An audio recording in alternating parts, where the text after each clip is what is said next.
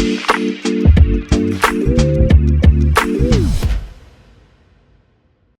right, hello. Welcome back. Chase Thomas Podcast, taping this on a Wednesday afternoon. Ian Boyd, one of my favorite college football writers. If you read him this week, you know that the Michigan Wolverines are winning the national championship this year on his Substack. It's been decided. Ian Boyd, he knows. He is the philosopher. He is the knower of college football, and that's exactly what he said in a recent Substack post. Is that correct, Ian? Well, I don't know about that. I think they're the favorite. Mm-hmm. I think they have the strongest looking team. Them or Georgia and LSU would be probably the other two that I'd have near the top. Where do you have Ohio State? I don't know. Interesting. I don't know. I need to see this defensive tackle that they have coming back that got hurt last year. Mm-hmm. It seems like they kind of need him to be like early round draft pick good. Mm-hmm. That's why Michigan's been taking it to him the last few years, is Ohio State has not been that good at defensive tackle. I kind of want to see a little bit of McCord in a real game. Mm-hmm. I'm a little concerned about offensive tackle for them. They just lost an NFL guy, and they were like looking around in the portal. It's never a good sign if a team at that level is like, we're doing great, we're just going to look for a left tackle in the portal here, don't mind us. That's usually... Well, hold on. Tennessee just did that, Ian. We're doing what we can, and we had to get John Campbell out of Miami. Not everyone can just have 19 five-star tackles at their disposal like they do in Austin. Alabama did that last year, and I thought it was a red flag, and it kind of was. The guy they got ended up being solid, but... Yeah, wasn't it the Vanderbilt kid they brought in? Yeah. Yeah, I'm blanking on the name, but... Steen, I want to say. Was it Tyler Steen? That might be it. Yeah. Well, we could talk all things Michigan winning the national title and piss off a bunch of Ohio State fans here to start things off, Ian. Or we could talk about Texas and maybe make some Texas fans angry, happy. I don't know. What would you say if you now that you've been covering the Horns for so long? Would you say if I polled every Texas Longhorn fan that is familiar with your work, would you say the majority think that you are pro-Texas or anti-Texas? Well, I've been hearing a lot from the Oklahoma fans recently, mm-hmm. and they think that I'm like the biggest Texas homer alive. Really? Texas fans, I don't know. I think I'm probably in the middle. I think okay. They probably see me as a fairly moderate takester on Texas football, I would guess. There you go. I like it. That's where you want to be, right? Like you want to be somewhere in the middle. You don't want to be seen as the homer or just the anti-Texas guy. I'm not like a doomsayer on Texas. Yeah. I've probably overestimated them probably every year for the last few years. Mm-hmm. But I haven't overestimated them by that much usually. Just like instead of being on the bottom of one tier, they're like maybe on the top of the next, or I'll be off by like a win or two usually. There you go. Well, speaking of wins and where they're going to be overestimating Texas, Ian, is Texas ready to make the college football playoff in 2023-2024? They might. I think they might. That Alabama game is going to be pretty big for that. If they win that game, they're in the catbird seat because the Big 12 is just not that strong this year. Mm-hmm. I think Texas will probably find a way to lose a game in the Big 12. I don't think they can go undefeated. I haven't seen the level of, consistent playmaking from Quinn Ewers or from, they're missing like one final gear. If they had like a dominant pass rusher off the edge, then it would pretty much be game over. But they don't have that. So I don't really trust them to be like, I feel like 10-2 is probably the realm they'd be in if they lose to Alabama. And if they beat Alabama, then 10-2 or 11-1. Because it's their last year in the Big 12, I generally look at this year as like they have to win the Big 12 championship and nothing else. I don't know if anything else really matters. If they go to the playoffs, that's great. Can they win in the playoffs? It comes back to what I just said about Quinn Ewers. He'd have to be very, very good, very, very ready for high level play. Based on where he was last year, I don't think he's going to be that in one more year. So to me, it's just Big 12 championship or bust, and anything else is gravy, good copy.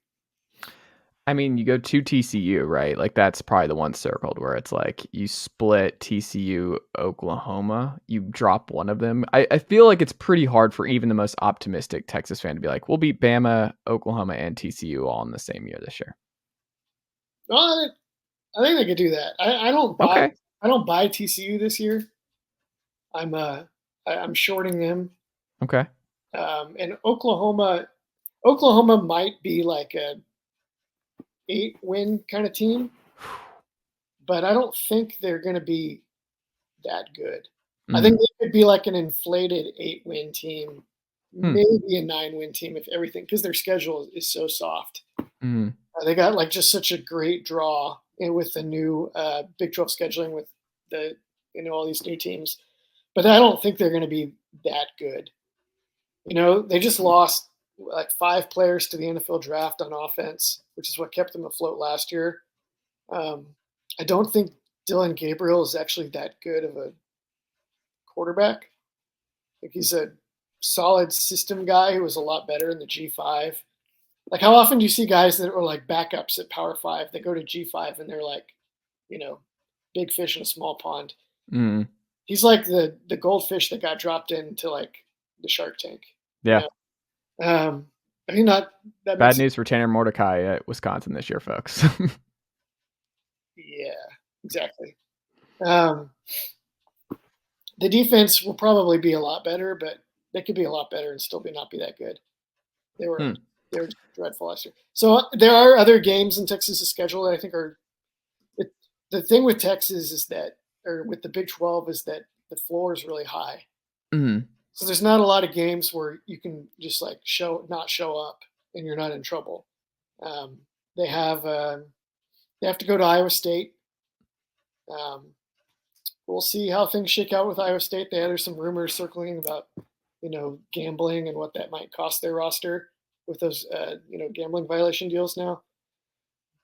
But I don't think that program stays down. At Ames is tough. They play Kansas State. They go at Baylor, who's probably not good, but you just never know. All these teams have wide betas. They could be like just off the mark and then lose a bunch of games one year, and then be like just over the mark but win a bunch of games the next year because there's so much parity across the league. So yeah, I easily could see them dropping a game or two in the Big 12. Probably would bet more on 1 than 2. But if you name, like, there's not specific teams that I think are really that scary to them. I think everyone on the schedule except for Alabama is going to find Texas a very difficult matchup. I like it. Will it benefit Quinn Ewers to not have the Bichon safety net this year? I don't know if I would say that. I think he will benefit from Texas. Last year, they really emphasized playing big. Current volunteer tackle, Andre Karich. No, he is going to be inside. He will not be on the outside. Andre Karich is competing with the guard spot, yeah. Well, he played tight end for Texas last year. Did you say tight end? Yeah. Yeah. They put him at number 92, and they would play with 6 offensive linemen and then another tight end, and then just run the dang ball. Yeah. Bichon and to Roschon Johnson. And so the passing game was a little bit limited by that personnel grouping.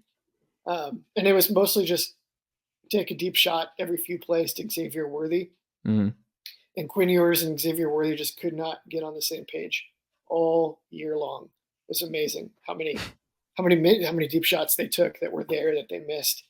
I think he's actually going to benefit from Texas playing more of a spread personnel packaging this year. They're going to get more receivers on the field. They're going to move Jordan Whittington inside to the slot more. He looked way more comfortable there when they played more spread against Washington in the Alamo Bowl, even though they lost. So I think changing the emphasis of the offense and giving him another offseason to see where he was deficient, where he needs to grow, are all going to be huge boosts. But if they did all that and then they still had Bichon in the backfield, that'd be better. Hmm.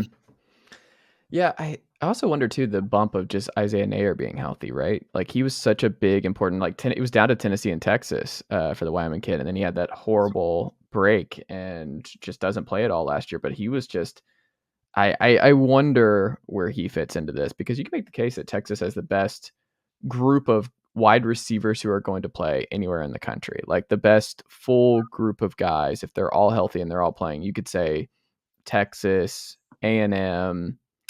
I guess probably Tennessee is somewhere in there.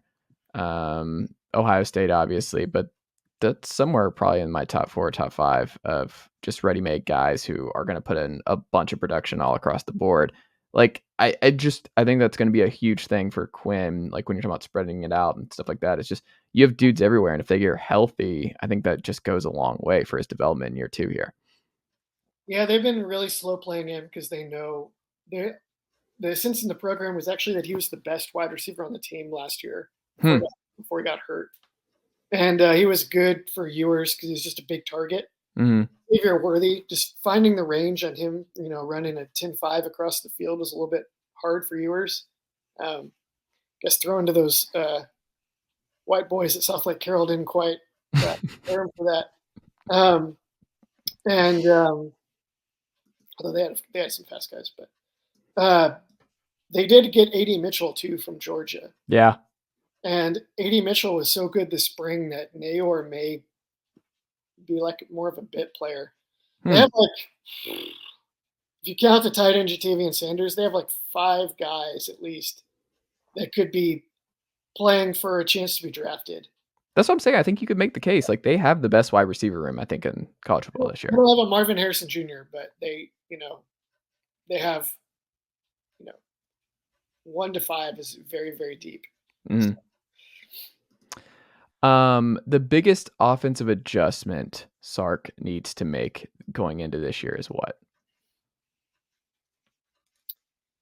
Well, it's just so much rides on Quinn. You could tell last year that he didn't even really have full command of the system. They got into trouble late in games where they just struggled to turn the page and adjust when teams took away the initial play script. They nearly got taken down on the road at Kansas State because of Quinn Ewers didn't know how to check out of a play. Like they wanted to run the ball like a toss to one side, and Kansas State had it was just drawing dead. They just totally overloaded the side they were running it to, and a senior quarterback might be like, whoa, let's not do this. So it's been kind of a debate with Texas for the last couple of years. People have argued like Sark can't adjust. Why doesn't Sark ever adjust? But it's been hard to tell if it's really that or if it's just that he can script plays really well, but he has not had the veterans and the talent the last 2 years to produce offense after the initial script is up. So this year's kind of the proof in the pudding there. I would have said maybe the biggest adjustment for Sark would have been, hey, last year maybe don't entrust your program into a young redshirt freshman who hasn't played football in over a year. Maybe get a veteran, forego some upside. Politically that would have been really tough to not take Quinn Ewers through the transfer portal, but they would have been a better team if they'd taken a lower ceiling, veteran guy. They may have been a better team if they played Hudson Card all year, to be honest. That's interesting. More likely top 5 offense and offensive efficiency next year, or top 5 defense and defensive efficiency for the Horns? By what metric? What do you think would be fair? Let me pull up CFP stats. Let's do. I don't remember exactly how FEI is calculated. I know that Bill Connolly's SP Plus is heavy on explosiveness. Yeah, let's do SPS. Let's do SP Plus. Let's do SP Plus. Offensive SMP Plus or defensive. Maybe offensive. because what we just said about all those receivers, it feels likely that they're going to just hit a lot of home runs, Hmm. and that'll score well. Uh, I also just feel like I don't know if you've seen this, but I was telling a buddy about Texas, and I'm like, one of the under talked about things, and I mean, you saw it on full display in the TCU game, but this is like the most menacing, physical, kind of terrifying Texas defense we've seen in a really long time. Like I think there's a chance that they're going to be really, really good and should be better, right? Like Texas defense, I feel like it's turned the corner here with Sark. yeah, they've had maybe a couple defenses in the last like 10 years. They were really good, Mm, really paired with really really bad offenses. yeah. Um, they've not had very many like complete no holes units except for like 2017, 2014, and then I think last year they didn't really have any holes, but this coming year they should be solid across the board with maybe more playmaking. Mm. Um, And how do you especially pronounce his name? I don't ever want to say his name. Kwiatkowski. What is it? How do you say really it? good to Kwiatkowski. That's what. Kwiatkowski. What? Say that one more time. That's how I taught myself to say it early on when they hired him. Was that called him too legit to Kwiatkowski? That works. Yeah.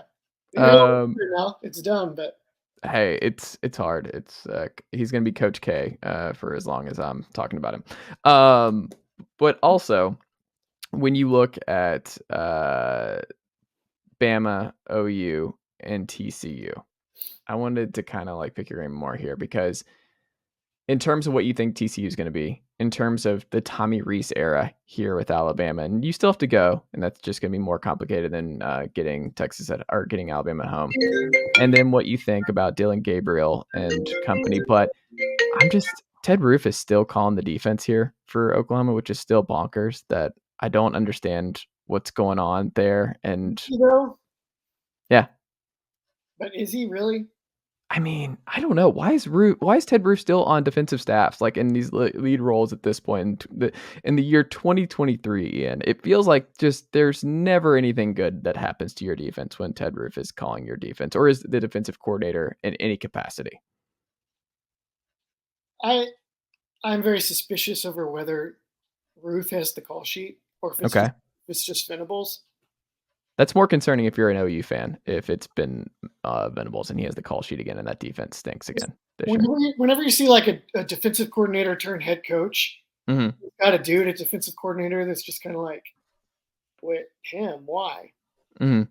And then like if things go wrong, then he just like fires him. Hmm.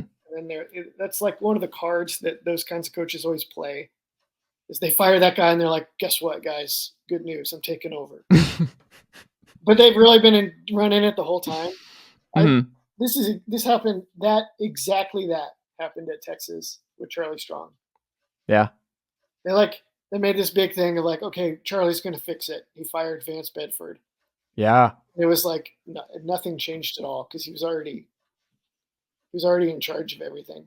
The man had a deposition over one of his offensive coaches with a buyout from Oklahoma State, where he couldn't remember how to pronounce his quarterback's name.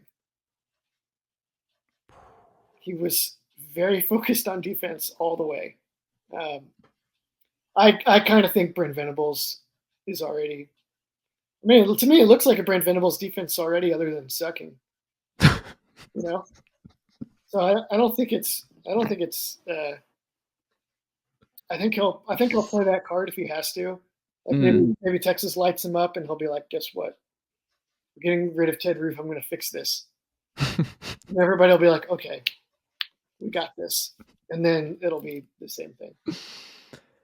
I feel like you're not pretty optimistic about OU under Venables. Well, this is why they think I'm a big Texas homer. Mm-hmm. Because I have been doomsaying Oklahoma for the last couple of years. Are you still saying it pretty strong? You don't think he works out long term? Probably not. I mean, Mm. he just got dealt a really bad hand, and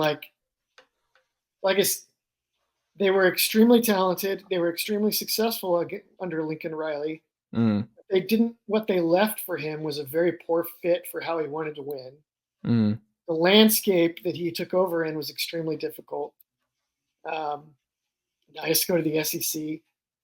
And then there's a chance that there's a drop off on offense as these Riley guys phase out. Mm-hmm. And then Jeff Levy's been pretty good, but if they take a big dip there and they can't figure it out on defense, then like, you know, I don't think they've bottomed out. I don't think last year was bottoming out. I think it could get worse before it gets better. And I don't know if they're going to have the patience for him to deal with it as it gets worse. I think they're one of those schools that, right, like they're probably one of the 10 who I feel like it's okay that they don't have patience. Like I think Oklahoma not having patience is okay. I think they're one of the schools that shouldn't have it. And if you're, I think that's partly why they've been good. They move quickly. Yeah. But they've had, anyone that can remember the 90s of Oklahoma football, which isn't me actually, I had to look it up. Mm-hmm. Their long run of sustained excellence has been because of stability. Mm-hmm. They're as capable as anyone else of hiring the wrong guy and fumbling around and struggling to get back on their feet. They're not like, they've seemed immune to that, but really they haven't even experienced it. So it's funny, like with Florida, and we'll wrap up here. Yeah, and I just I don't think the Napier stuff's gonna work long term in Florida. And it's just funny because like Florida, when you just remove the Urban and Spurrier years, like it's mostly a disaster. Like it's mostly never really worked, and you just don't really understand why it doesn't work because they're always just going to be in the blue chip ratio. You're in Florida, you have talent who want to play there. IMG Academy is a stone's throw from your university. Like you should be a powerhouse and competing for CFPs year over year, and it shouldn't be these.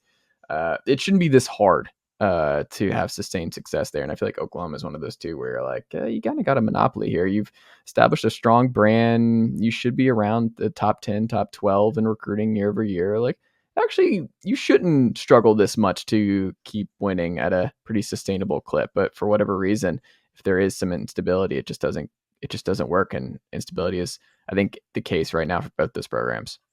Why do you think Napier won't make it? Well, the Graham Mertz stuff I don't think is going to go well. I think they're. What happened with Graham Mertz? I mean, he's their quarterback, which is never good. And the Graham. I don't know. I thought he looked solid at times at Wisconsin. I don't think that Wisconsin had like the same kind of guys to throw to. Mm-hmm. I assume he'll have at Florida. I don't really know Florida's receiver roster. They barely had anybody last year. I'll just go ahead and tell you that. And seeing it up close with Tennessee, Florida, which is strange. I also thought that when I wrote on Anthony Richardson before the draft, mm-hmm. I was shocked by how like skilled and developed he was in the past. He was way more effective processing and throwing than I expected, and way much less effective as a runner than you would think from like his size and his gaudy 40 time and vertical leap. And I had to chalk some of that up to like, I think Billy Napier knows how to coach quarterbacks. And maybe they are a little bit better. But I also think what's against him is Tennessee's up right now. South Carolina's up right now. Kentucky's up right now. You get Tennessee, or you get Texas and Oklahoma coming into the conference. Georgia's obviously a juggernaut that's going to beat you. Like, I just don't see a path where I get nervous around teams where it's like, I know what Mullen's identity was. I know what Urban's identity was. I know what Sark's identity is trying to be. I know what Heupel more than anybody else maybe in the conference. Like we know exactly what they're trying to do and how they are trying to win football games week over week. I just don't see an identity all last year with Napier. And I just going into this year, they had a coaching change. So it'll be a different offense, different defense too, with their coordinators. He has a bunch of staffers, like that team photo of like a gazillion staffers to go along with his roster. Like that's cool and all, but I don't see it. I don't see the wins. I think there's a reason their over-under is 5.5 coming into this year. I don't see a path to them having a top 10 offense in the sport. And I think it's just going to be really, really hard for them to break through with where everybody else is right now in the conference and with what Napier is trying to build there. I just like Hugh Freeze on the flip side, I think is going to jump right in and win 8 8 games like this year at Auburn. It doesn't have to be as painful as Billy Napier is making it, because like Dan Mullen was a great coach, and I mean it wasn't like he left the cupboard bare. It was just like top 12. They're still in the blue chip rate. It wasn't as bad as like Florida fans would like to make you believe it was. I just don't think it's going to work. I think Heupel's got this thing humming at Tennessee for the foreseeable future. I think Kentucky is just not going anywhere as long as Stoops is there. They're going to be a problem for Florida year over year. And South Carolina is coming, I think, across the board. So I don't see the path to Billy Napier with trying to be the CEO coach, trying to build out a long-term Saban-esque juggernaut. I don't think he's going to get the time. I don't see it, because I think they're just not the wins aren't going to be there, and fans are going to get frustrated. Can I caution and nag Tennessee just a little bit before we wrap up? Oh no, Ian, don't do this to me. I'm finally happy. Like, we're winning a lot of games. It's fun. Don't crush me, Ian. What are we doing? Is it how bad is it? I think that their style of offense is a very high floor, capped ceiling offense. I think it's like the wide spacing, and the extreme run pass conflict. It just makes it really easy to pile up wins, because a lot of teams they can't deal with it if you have players.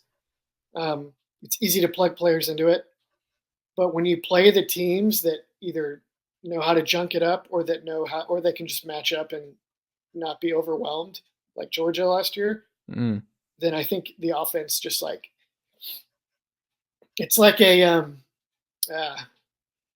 full court press basketball team. And if you can beat the press, like they're going to get they're going to win a ton of games. They're going to blow a bunch of people out. They can't handle the press.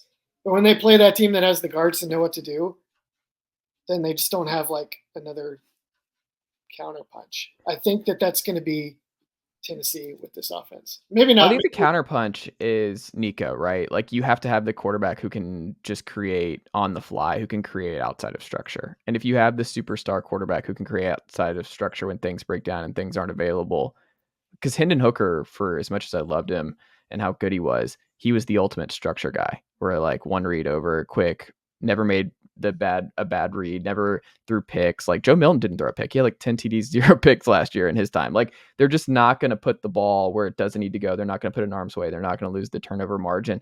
Like you said, high floor with this offense. But I think the difference against a Georgia team is where Hendon has like took a lot of sacks and was like letting when Jalen Carter was breaking through and he's on those double teams, like Hendon was just going down and didn't really scramble and make adjustments. Is Nico a scrambler? I had a different impression.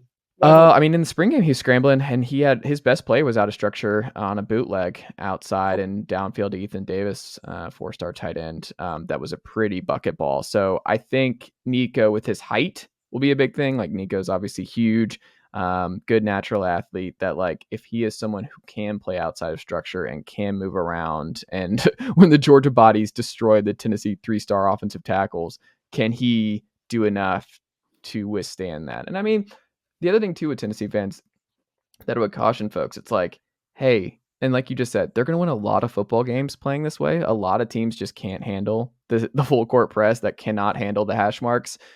And you're just going to continue to dunk on Kentucky, Mizzou, South Carolina when they're at home, not when you're at South Carolina, because that's just how things are apparently. But then you like, if Georgia's the last roadblock, or Michigan or Ohio State, it's like, it's pretty good. I mean, it's not a bad place to be based on where Tennessee's been for a very long time. I will take that for a decade. I'll take, like, you might just need some luck to break through in a 12-team playoff, and you get the right matchups who can't handle what you're doing, and you never know with a Heisman type quarterback, the ultimate guy, and Nico Yamaliava. But like, I don't know, like, it's fine. I'm okay with that. I'm okay with like Georgia being the one who has to stop, who can slow down what Tennessee does. I'm like, great, they won back-to-back national titles. Like, that's fine. I'm okay with that. I think that's wisdom, but obviously that's not how we humans tend to do things. No. So, because the guy down the street, has got championships in his yard, and then it's just. Yeah, I'm not that fan. I'm like, no, this is good, folks. They're stepping on a lot of rivals' necks year over year. Like, enjoy this. Yes, enjoy it. Enjoy it. It is fun. Yeah, exactly. Ian Boyd, what can the good folks check out from you over at Inside Texas and in the Substack this week? Let's see. Inside Texas, I'm talking about Texas, talking about Mm-hmm. their linebacker Jalen Ford this week, and I talked about their new commit from Alabama, KJ Lacey. Mm. I had not heard of him before this weekend, and it was like, hey, Texas just got this Alabama blue chip quarterback that Saban wanted, and he looks like Bryce Young. Hmm. So, oh, okay, that's good news for Texas. And on the Substack, I wrote about Oklahoma's version of the Tennessee offense, the veer and shoot offense, um, and I'll be writing about general college football things there. Everybody should check it out. America's War Game.substack. Yes. It's great. I love America's War Game. So go check that out. Subscribe today if you are not already. And Ian, I mean, 20 seconds. I have to ask you this. I can't do a Texas podcast without 30 seconds, especially with Peyton Manning right here behind me. Is Arch Manning going to be good at Texas? Yeah, I think so. Okay. I like it. All right. That's positive. The higher level he goes in the game, the better he'll be, because some of his main skills are like the higher level, like processing, footwork. Um, he's not going to dominate you with the scramble structure. He's like the Manning. He's like his uncles, to some degree. We'll see how close he is to them. But those guys were the ultimate structure guys, So like the more that the game comes down to having skilled enough teammates to create a lot of structure, I think the better he'll be. And that's why he went to a place like Texas where he knew that he could play behind, 5-star linemen. Okay. Do you think he starts opening day next year? I don't know. There's so many. So much can happen before then. Yeah. I mean, there's a chance Ewers comes back. I don't know that I believe that, but that's a whisper. I don't know. Malik Murphy might be really good. I'm pretty sure Alabama was whispering in the wind, hoping that he might, Who needs a Malik Murphy when you have a Tyler Buckner ready to go? Yeah. Before they circled back to Tyler Buckner, Alabama's been like rumored to be like the one that offered $4 million to Drake May, and the one that caused Miami to up the ante for Tyler Van Dyke, whatever their quarterback's name is. Whenever you hear these stories, you're like, wait, who's after that guy? Then the whisper would always be like, oh, Alabama. And then they settled on Tyler Buckner. This is like the craziest subplot of college football that nobody can really talk about because nobody's either they don't know if that's for sure what's happening or they can't report it. But that's like the suspicion. Also, I just loved when they were like, "Oh, Saban, it's the Saban offense, the Alabama offense." Like he got his guy, like Tommy Rees, gonna be good. It's like his target before that was the Washington offensive coordinator, like a Kalen DeBoer disciple. How do you go from what Washington is trying to do to win football games to Tommy Rees? Like, there's no plan in place there. It wasn't like you just go, "No, Tommy Rees is fine, and we're going to go back to the Alabama way of 12 years ago with AJ McCarron and company and just run the ball down your throats and win that way." I'm like, I don't think that was the case. Like, you don't go from Ryan Grubb to Tommy Rees without like something going wrong. Something went wrong this offseason with the offensive quarterback coordinator thing, everything. I wonder if there's whispers about. I haven't heard this at all. Yeah. I wonder if there's something where people don't feel confident Saban will be there or something. Because it's just weird that they keep missing on quarterbacks and that they missed on all those offensive coordinators. Yeah. I don't know. Ian Boyd, thank you so much. It's always a blast talking football, Texas, Tennessee, and you said it, Tennessee, CFP this year. Ian Boyd, thank you, and we'll have to check back in again soon. You bet. Well done, nephew. Chase Thomas Podcast. Hell yeah.